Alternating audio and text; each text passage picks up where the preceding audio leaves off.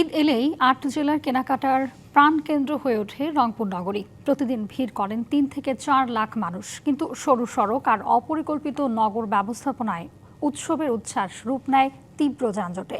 অর্ধ লাখেরও বেশি অনিবন্ধিত ৩ চাকার ইজি বাইকের দাপটে কার্যত থমকে থাকে নগরীর চলাচল। দুপুর থেকে মধ্যরাত বিভাগীয় নগরী রংপুরের অলিগলি আর প্রধান সড়ক জুড়ে মানুষের ঢল। ঈদ কেনাকাটায় বিপণী বিতানে বাড়তি ভিড়, আর সেই ভিড়ের সঙ্গী দীর্ঘ যানজট। রিকশা বা অটোরিকশায় উঠে নির্দিষ্ট সময়ে গন্তব্যে পৌঁছানো যেন ভাগ্যের উপর নির্ভর। ২-৩০০ গজ পথ পাড়ি দিতেই লেগে যাচ্ছে ২০-২৫ মিনিট। এই যানজট পার হতে একটা মানুষের অনেক ভোগান্তি হয়। দেখাশোনা করার মতো এই রংপুর শহরে কেউ নেই। যানজট লাগলে ২-২.৫ ঘন্টায়ও শেষ হয় না।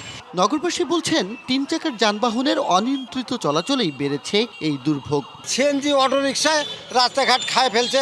অতিরিক্ত অটো, মানে রংপুরে মনে হয় অটো শহর হয়ে গেছে এখন।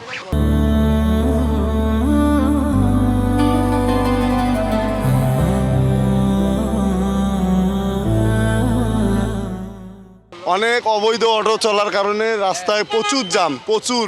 ট্রাফিক কন্ট্রোল যদি কয়েক জায়গায় আরো বৃদ্ধি করা যেত তাহলে এটা আরো সুন্দর হতো।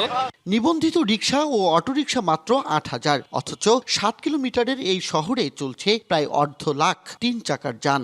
মাইকিং করার চেষ্টা করছি যাতে করে যত্রতর গাড়ি না দাঁড়িয়ে থাকে। লাইসেন্সবিহীন এই অটোরিকশা, রিকশা, চার্জার ভ্যান এগুলো না চলে, সেই ব্যবস্থা আমি নেব ইনশাল্লাহ। ফুটপাত দখলমুক্ত করে যানজট নিয়ন্ত্রণের পুরনো আশ্বাসই দিচ্ছে ট্রাফিক বিভাগ। দোকানের এক্সটেনশন দিবে না এবং দোকানের সামনে তারা রাস্তা দখল করে কেউ যেন ফুটপাতে দোকান দিতে না পারে, তাদেরকেও ব্যবস্থা নিতে হবে। সাথে সাথে যদি সবাই দায়িত্বশীল হয়, অবশ্যই শহর যানজট মুক্ত হবে এবং দখলমুক্ত হবে। এর আগে সিটি সার্ভিস, অটোরিকশার কালার কোড কিংবা লেন নির্ধারণ সব উদ্যোগেই থেমে গেছে মাঝপথে। নতুন প্রশাসকের হাতে এবার কতটা বদলাবে নগরীর চিরচেনা দুর্ভোগ, সেটি এখন দেখার অপেক্ষা। Majed Masud, DBC news, Rangpur.